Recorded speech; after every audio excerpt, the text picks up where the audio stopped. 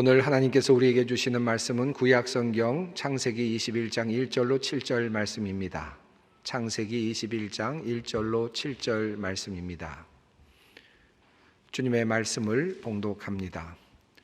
여호와께서 말씀하신 대로 사라를 돌보셨고 여호와께서 말씀하신 대로 사라에게 행하셨으므로 사라가 임신하고 하나님이 말씀하신 시기가 되어 노년의 아브라함에게 아들을 낳으니 아브라함이 그에게 태어난 아들 곧 사라가 자기에게 낳은 아들을 이름하여 이삭이라 하였고 그 아들 이삭이 난 지 8일 만에 그가 하나님이 명령하신 대로 할례를 행하였더라.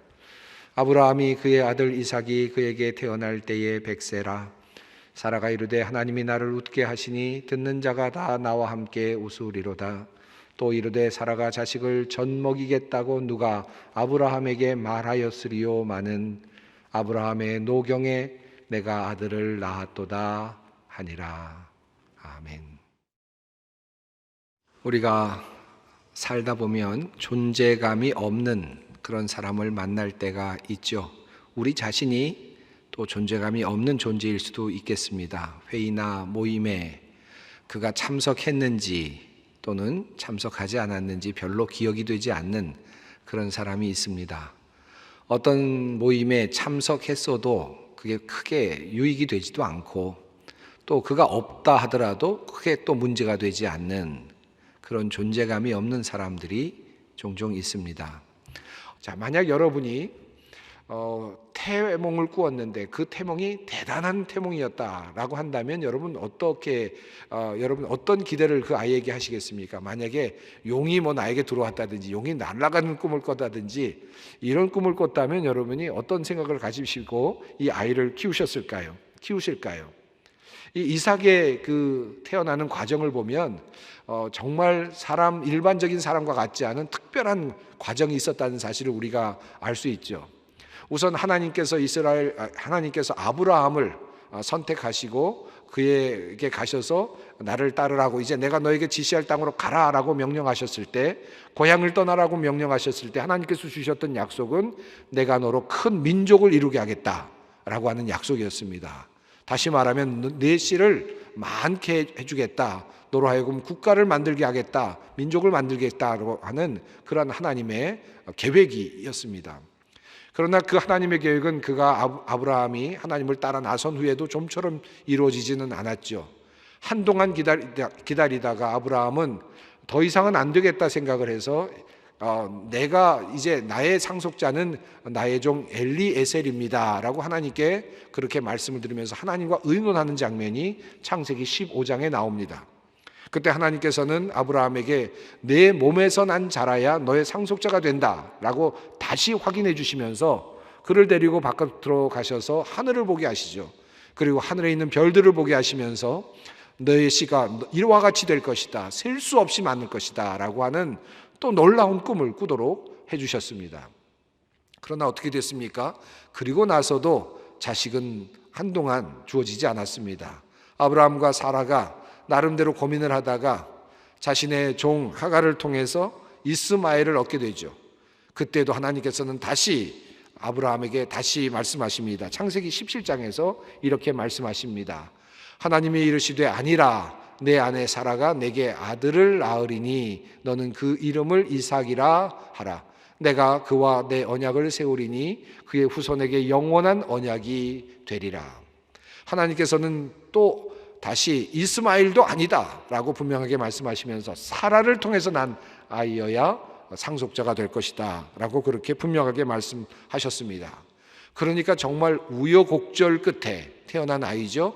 더 나아가서 이 아브라함이 100세가 되어서 얻은 아들이기도 합니다. 이삭은 그런 특별한 사람이었습니다.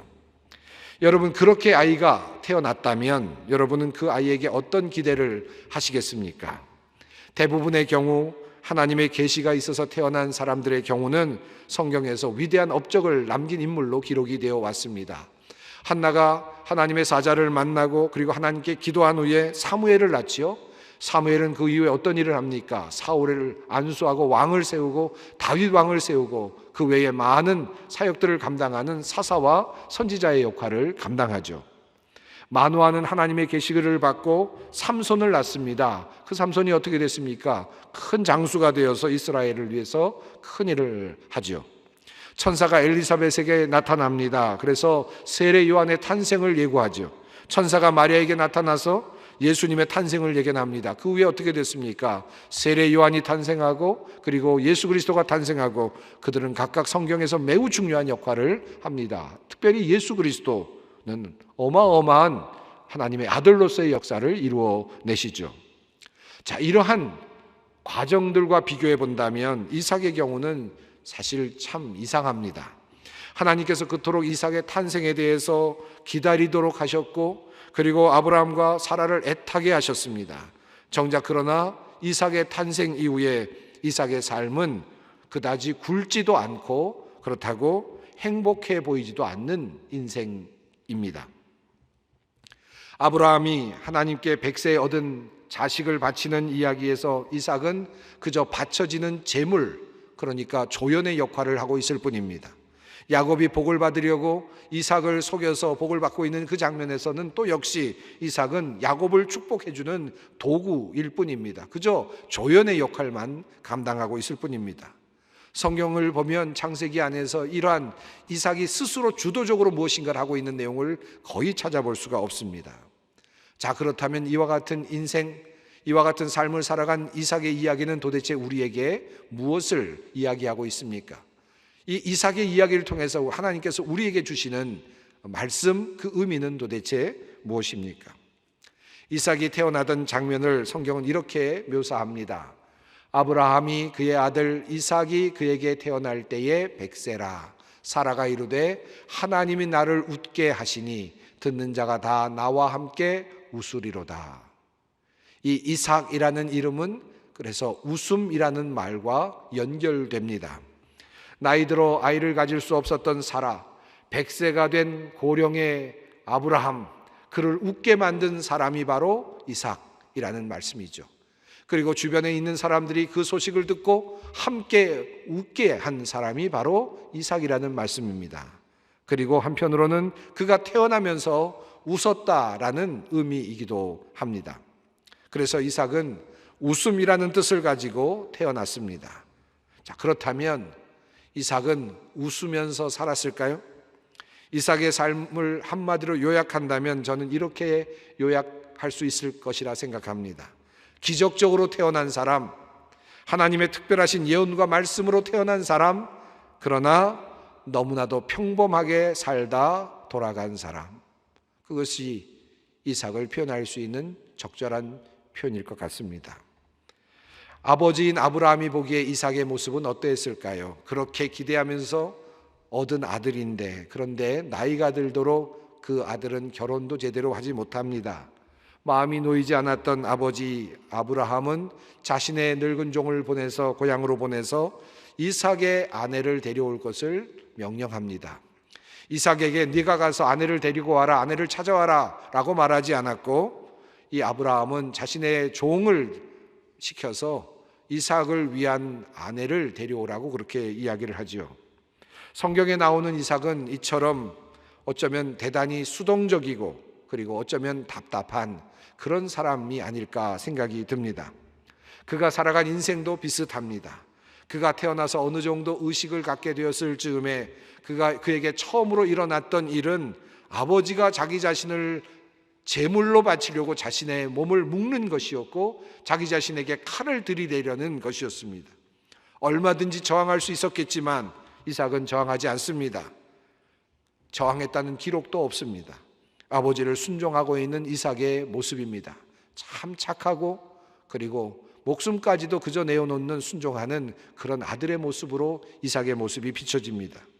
그렇다고 그 자리에서 그 모리아 산에서 이삭이 축복을 하나님으로부터 받았던 것도 아닙니다. 아브라함의 믿음은 모리아 산에서 크게 인정을 받았고 하나님의 칭찬을 받았지만 모리아 산에서 이삭에게는 하나님의 어떤 말씀도 주어지지 않았습니다. 내가 순종하였으니 너의 믿음이 좋다, 훌륭하다, 그 말씀도 하나님으로부터 듣지 못했습니다. 아브라함이 종을 보내서 자신의 아내가 될 리브가를 데리고 왔을 때에도 이삭은 어떤 특별한 어떤 행동을 하지 않습니다. 그저 순종합니다. 거절하지 않고 그의 아내를 받아들이죠. 이삭에게는 그 이후에 다른 아내가 있었다는 기록이 없습니다. 첩을 두지도 않았습니다. 그리고 어떤 다른 여인과 어떤 로맨스를 겪지도 않습니다. 한 여인을 만나서 결혼하고 그리고 그저 그렇게 살아갑니다.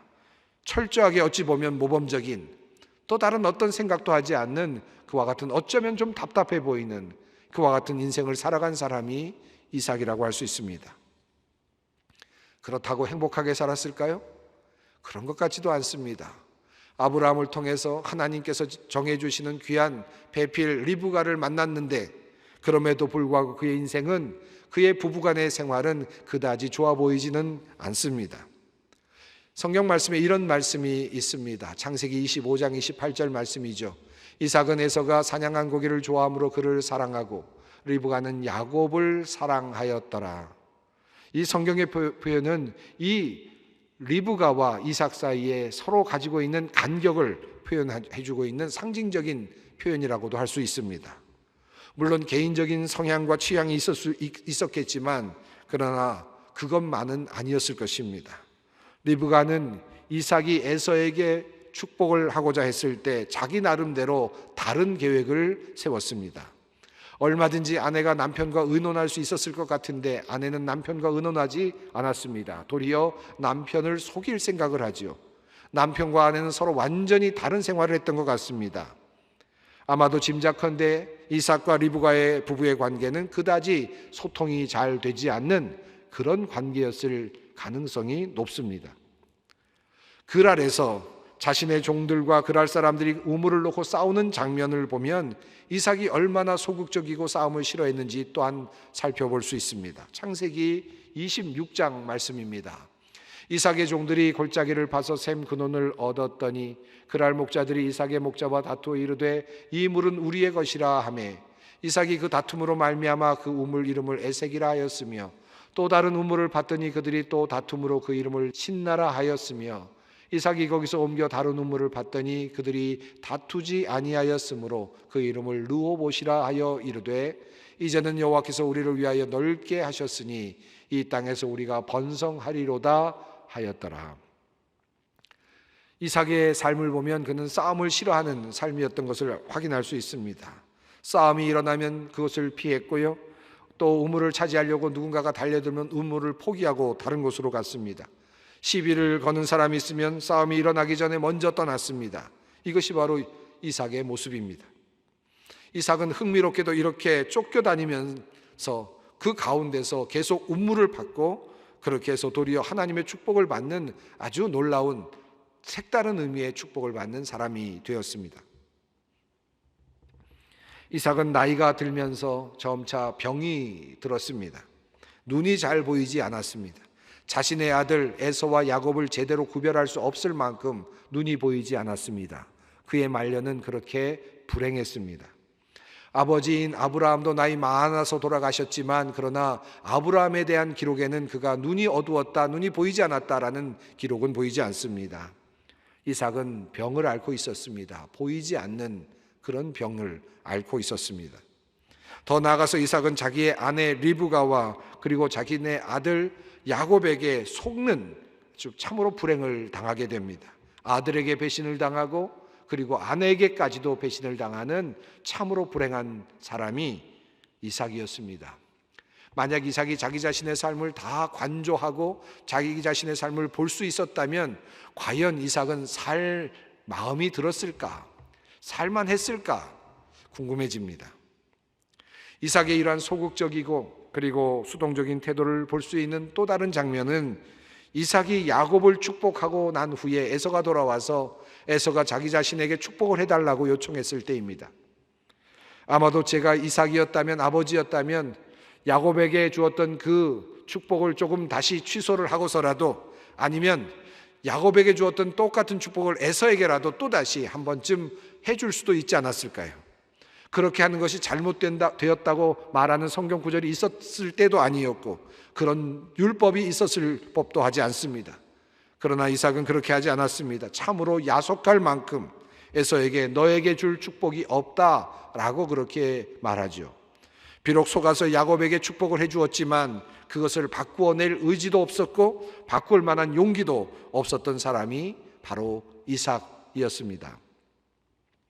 물론 이것 때문에 에서가 빗나갑니다. 야곱을 죽이겠다는 생각까지 합니다. 에서와 야곱의 관계가 깨어지고 리브가와 에서의 관계가 깨어졌을 것이고 결국 에서와 또한 자기 아들 에서와 이삭의 관계도, 아버지 이삭의 관계도 깨어졌습니다. 그리고 비뚤어진 그 에서와의 관계 속에서 끝까지 죽을 때까지 그는 에서와 함께 시간을 보내야 하는 그런 슬픈 운명으로 삶을 살게 됩니다. 이것이 이삭의 삶입니다. 엘리에셀도 아니고 이스마엘도 아니다, 바로 이삭이어야 한다라고 말씀하셨던 그 하나님의 예언을 붙잡고 태어난 아들입니다. 100세가 되어서 아브라함에게 주셨던 그 특별한 아들입니다. 그런데 그 아들 이삭의 인생은 그다지 화려하지도 않고 대단하지도 않습니다. 아마도 아브라함이 그의 인생, 이삭의 모든 인생을 다 관조적으로 보았다면 참으로 안타까워하지 않았을까 하는 생각도 듭니다. 여러분, 그 인생, 이 이삭의 인생이 어떻게 보이십니까? 혹시 나의 인생, 우리의 인생처럼 보이지는 않습니까? 그저 대단할 줄 알았는데 그래도 나는 좀 대단하지 않을까? 그래도 나는 좀 다르지 않을까? 하나님의 사람으로서 무엇인가 좀 특별한 일을 할 수 있지 않을까라고 생각했는데, 그런데 아무것도 지나고 보니 없는 것 같은, 그리고 이제 마무리할 단계가 되어가는 나의 인생과 닮아 있지는 않습니까? 서로 우물 때문에 글 아래에서 사람들이 싸울 때 하나님께서 잠시 천둥이라도 한번 쳐주셔서 내가 이삭 편이다라는 것을 한 번이라도 좀 보여주셨더라면 얼마나 좋았을까요? 그러나 이삭의 인생에서 그러한 기적은 일어나지 않았습니다. 아버지 아브라함은 믿음의 조상이라도 되었죠. 아들 야곱은 이스라엘의 또한 족장이라도 되었죠. 그런데 이삭에게는 더 이상 어떤 의미도 어떤 타이틀도 주어지지 않습니다. 그저 아브라함의 하나님, 이삭의 하나님, 야곱의 하나님이라는 이름 가운데 이삭이라는 이름이 들어있을 뿐입니다. 그의 인생은 그렇게 너무 평범하게 막을 내렸습니다. 자, 그렇다면 이 이삭의 인생에서 우리가 배울 수 있는 것은 무엇입니까? 그는 왜 우리에게 족장의 이름으로 다가옵니까? 믿음의 사람으로 우리에게 다가오고 있습니까? 왜 성경에서 그 이삭의 이름은 그럼에도 불구하고 중요한 이름이 되었습니까? 그의 이름 속에 담겨진 뜻, 웃음이라는 단어를 깊이 생각해 볼 필요가 있습니다. 이삭, 그가 웃다, 그가 웃는다, 웃음이라는 단어. 이 말은 아이가 태어나면서부터 웃었다는 뜻일 텐데, 그런데 그렇게 태어난 이삭은 그리고 살아가는 과정 속에서 끊임없이 웃는 자로 살아갑니다. 어렵고 힘든 상황 속에서, 평범한 일상 속에서, 속고 속이는 과정 속에서 그는 끊임없이 웃는 존재로 그렇게 살아갑니다. 그가 웃는다. 이삭은 언제나 그 이름 때문에 웃으며 살아가는 존재였습니다. 히브리서 11장을 보면 이삭의 믿음에 대해서 평가한 내용이 이렇습니다. 믿음으로 이삭은 장차 있을 일에 대하여 야곱과 에서에게 축복하였으며, 아브라함과 관련된 많은 사건이 히브리서 11장에 나타납니다. 야곱과 관련된 많은 내용들이 히브리서 11장에 소개됩니다. 그런데 이삭과 관련된 믿음에 대한 내용은 바로 이 단 한 절뿐입니다. 하나님께서 보시기에 이 이삭의 의미는 무엇일까요?